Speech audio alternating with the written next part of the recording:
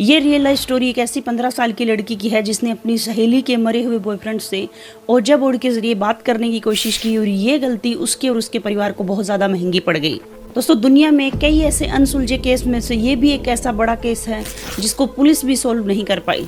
ये कहानी है स्पेन के मैड्रिड की, जहाँ पर एक 15 साल की लड़की जिसका नाम स्पेना था, वो अपने 3 छोटे भाई बहनों और अपनी मम्मी पापा के साथ में एक अपार्टमेंट में रहा करती थी।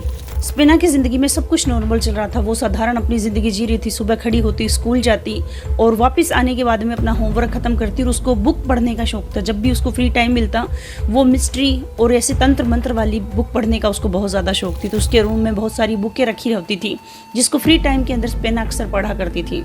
एक दिन स्कूल में ऐसे बैठे बैठे उसकी सहेली ने उसको बताया कि वो अपने बॉयफ्रेंड को मिस कर रही है जिसकी डेथ किसी एक्सीडेंट के अंदर हो गई थी। तो स्पेना ने कहा कि वो उसके बॉयफ्रेंड से उसकी बात करवा सकती है। उसने ऐसे बुक में कुछ तरीके देखे हैं जिसके जरिए हम आत्माओं को बुलाकर उनसे बात कर सकते हैं। उसकी सहेली और उसके कुछ 2 दोस्त और मिलकर ये सब करने के लिए तैयार हो गए। स्कूल की बैक साइड के अंदर उन्होंने ओजा बोर्ड रखा और वो चारों दोस्त वहाँ पर आसपास में एक दूसरे का हाथ पकड़ के वहाँ पे बैठ जाते हैं। इसके बाद में उन्होंने पानी के एक ग्लास भर के वहाँ पे पास में रखा और उन्होंने जो बुक में तरीके बताए गए थे वो तरीके से उन्होंने आत्मा को बुलाने और उनसे बात करने की कोशिश की। इतने में वहाँ पर उनकी टीचर थी, वो आ जाती हैं। वो ये सब देखती है कि बच्चों ये आप सब क्या कर रहे हो। उसके बाद में उसकी टीचर ने देखी कि वो जो ग्लास था वो अचानक से टूट जाता है और उसमें वाइट कलर का कुछ निकलता है और वो स्पेना की बॉडी के अंदर प्रवेश कर जाता है। इसके बाद में डांट फटकार लगाकर उनकी टीचर उन बच्चों को वहाँ से भगा देती है और स्पेना छुट्टी होने के बाद में वापस अपने घर लौट आती है। लेकिन उसको ये नहीं पता था कि उसने एक बहुत ही खतरनाक आत्मा को जगा दिया है। जब वो अपने रूम के अंदर आती है तो उसको अपने रूम के अंदर बहुत ज़्यादा ठंडक महसूस होती है।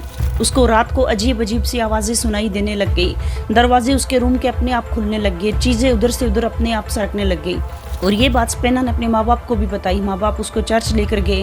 वहाँ पर प्रेयर करने के बाद में वो वापस घर लौट आए। लेकिन ये सब करने के बाद में भी स्पेना के जीवन में कोई चेंज नहीं है। उसको वो अजीब अजीब सी आवाज़ें सुनाई देती। अपने रूम में उसको परछाई दिखाई देती। अजीब से लोग उसको अपने कमरे के अंदर दिखाई देने लगे, जिसकी वजह से स्पेना बहुत ज़्यादा बीमार भी रहने लगी। उसने खाना पीना छोड़ दिया, स्कूल जाना भी उसने छोड़ दिया और वो बहुत ज़्यादा कमज़ोर और दुबली पतली दिखने लग गई थी। इसके बाद में उसके माँ बाप उसको डॉक्टर हॉस्पिटल लेकर गए, मेंटल डॉक्टर को दिखाया। लेकिन सारे टेस्ट करने के बाद में डॉक्टर ने कहा कि इसकी दिमाग की स्थिति बिल्कुल भी ठीक है, इसके दिमाग में कोई खराबी नहीं है, बल्कि उसको कोई फिजिकल ऐसी बीमारी है। तो उसके शरीर के भी सारे टेस्ट करवाने के बाद में टेस्ट वहाँ पर नॉर्मल आए। उसको कोई भी बीमारी डॉक्टरों को पकड़ में नहीं आ रही थी। स्पेना दिनों दिन बहुत ज़्यादा बीमार होती जा रही थी। उसके माँ बाप के लिए सबसे ज़्यादा हैरान कर देने वाली बात यह थी कि उसके शरीर के ऊपर खरोंच के निशान होते थे। सुबह जब वो देखते थे तो हर रोज़ नए उसके शरीर के ऊपर खरोंचने जैसे निशान पड़ने लग गए, जो कि स्पेना ने बताया कि वो नहीं करती हैं। स्पेना की ज़िंदगी में ये सब चल ही रहा था। तो कुछ दिनों के बाद में उसको माँ बाप को भी स्पेना के कमरे के अंदर आवाज़ें आनी शुरू हो गई। दरवाजे अपने आप बंद होते, अपने आप खुल जाते। कोई भी चीज़ यहाँ से यहाँ रखते तो वो इधर से उधर उनको सरकी हुई मिलती।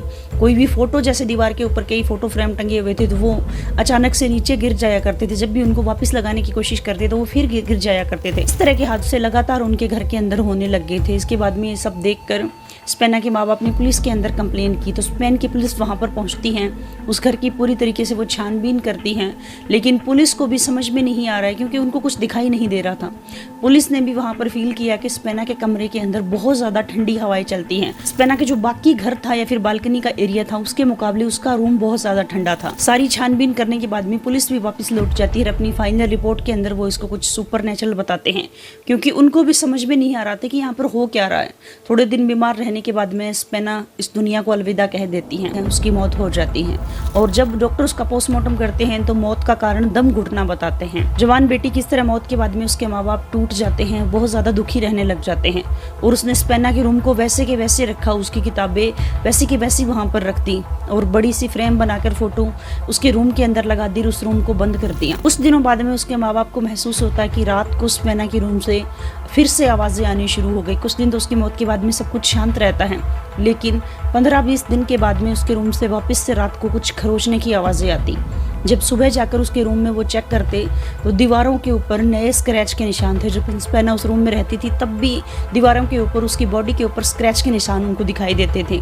लेकिन अब जो स्क्रैच के निशान बन रहे थे वो बिल्कुल नए थे पुराने वालों से। इस तरह 1-2 दिन उसके माँ बाप ने देखा तो वहाँ रोज़ रात को जब भी वो उसके रूम में सुबह जाकर चेक करते, सामान वापस उनको इधर से उधर, जहाँ वो सामान छोड़ते थे शाम को, दूसरी जगह उनको सामान सरका हुआ मिलता। फ्रेम थे वो नीचे ज़मीन पर गिरे हुए मिलते। जब उसकी माँ वापस जाकर उन फ्रेम को दीवार पर टंगाने उठाने की कोशिश करते तो वापस वो गिर जाते। तो इन सबसे परेशान होकर स्पेना के माँ बाप ने आड़ोस पड़ोस में जो दूसरे फ्लैट में रहते थे लोग उनको बुलाया और ये चीज़ें बताई कि हमारे साथ में लगातार ये हो रहे हैं। जब हमारी बेटी जिंदा थी तब भी ये चीज़ें होती थी और उसके जाने के बाद में भी ये कंटिन्यूस चीज़ें हो रही हैं। तो पड़ोसियों ने बताया कि हमें भी आपके फ्लैट से रात को आवाज़ें आती है।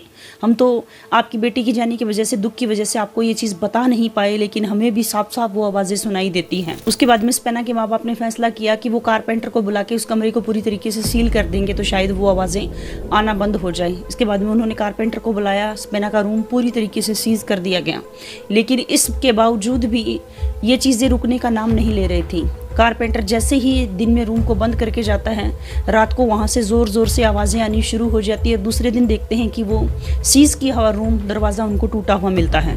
उसके माँ बाप बहुत ज़्यादा घबरा जाते हैं और फाइनली उस घर को छोड़ने का फैसला कर लेते हैं। लेकिन छोड़ने से पहले उन्होंने सोचा एक बार फिर से हम पुलिस को कांटेक्ट करके देखते हैं। उन्होंने स्पेन की पुलिस को कांटेक्ट किया और पुलिस उनके घर पे आती है। तो उसके माँ बाप उस घर को छोड़कर बाहर निकल चुके थे। वो बोल रहे थे कि हमें अब घर के अंदर जाने से भी डर लग रहा है, हम अंदर भी जाने की हमारी हिम्मत नहीं है। तो पुलिस वाले ने उसके माँ बाप और जो उसके छोटे 3 भाई बहन थे उनको बोला आप बाहर रुकिए, और उसके पापा को लेकर घर के अंदर वो आते हैं। जब पुलिस स्पेना के रूम के अंदर आती है तो रूम से वहीं सेम उनको आवाज़ें वापस से सुनाई देती हैं। पहले ये चीज़ें रात को हो रही थी, लेकिन बाद में दिन को भी आवाज़ें आनी उसके रूम से शुरू हो गई। जो पुलिस ऑफिसर इस केस की छानबीन कर रहे थे वो खुद हैरान थे कि उन्होंने अपनी लाइफ के अंदर ऐसा कोई केस नहीं देखा था। जिस तरह आंखों के सामने ये चीज़ें उन्होंने होती हुई देखी, फ्रेम दीवार से अचानक गिर जाना, टेबल इधर से उधर सरक जाना, दीवार के ऊपर स्क्रैच के निशान पड़ जाना। पुलिस ऑफिसर भी यहाँ पर हैरान हो गए थे। उन्होंने सोचा इस घर में हम रुकते हैं, रात को देखते हैं। उन्होंने रात को, जैसे कि स्पेना के पिताजी ने बताया कि उनका बेटा 2 बेड आपस में है, तो उनका जो छोटा वाला बेटा है इस बेड से उड़कर इस बेड पर रात को गिर जाता है। जबकि हमने अपनी आंखों से देखा है वो चल नहीं सकता, छोटा बच्चा है, नींद के अंदर उसको चलने की कोई बीमारी नहीं, लेकिन वो उड़कर जैसे उसको यहाँ से यहाँ उठाकर किसी ने सुलाया है ऐसे वो कूद के गिर जाता है। तो पुलिस को विश्वास नहीं है। उन्होंने सोचा हम यहाँ पर वॉच करेंगे आपके बेटे को। जब उसके छोटे बेटे को नींद आ गई, पुलिस ऑफिसर उसके रूम में वेट करते हैं। आधी रात को उसके बेटा जैसे उड़कर आ रहा है दूसरे बेड के ऊपर जाकर गिर जाता है। पुलिस ऑफिसर की आंखें भी फटी की फटी वहाँ पर रह जाती हैं और सुबह उन्होंने पुलिस में जाकर रिपोर्ट सबमिट करी कि ये केस भी हमारी समझ से परे हैं। जैसे कि पहले स्पेना जब जिंदा थी तब भी पुलिस वाले आकर इस केस को अच्छी तरीके से छानबीन करके गए, तब भी उनके कुछ समझ में नहीं आया और बाद में भी कुछ भी उनको समझ में नहीं आ रहा था। इसके बाद में माँ बाप को पुलिस ने बोला कि तुरंत आप इस घर को खाली करके दूसरे फ्लैट के अंदर शिफ्ट हो जाइए, क्योंकि हम भी आपकी इसमें कोई मदद नहीं कर सकते। पुलिस के इतना बोलने के बाद में स्पेना के माँ बाप वहाँ पे अपनी पैकिंग शुरू करते हैं। दूसरे फ्लैट के अंदर वो दूसरी सोसाइटी में शिफ्ट हो जाते हैं। इसकी सबसे अच्छी बात यह है कि उसके माँ बाप जब दूसरे घर में शिफ्ट हो जाते हैं तो मामला शांत हो जाता है। उसके बाद में उनको वहाँ दूसरे घर में कोई भी दिक्कत नहीं आता और नॉर्मल वो अपनी ज़िंदगी जीने लगते हैं।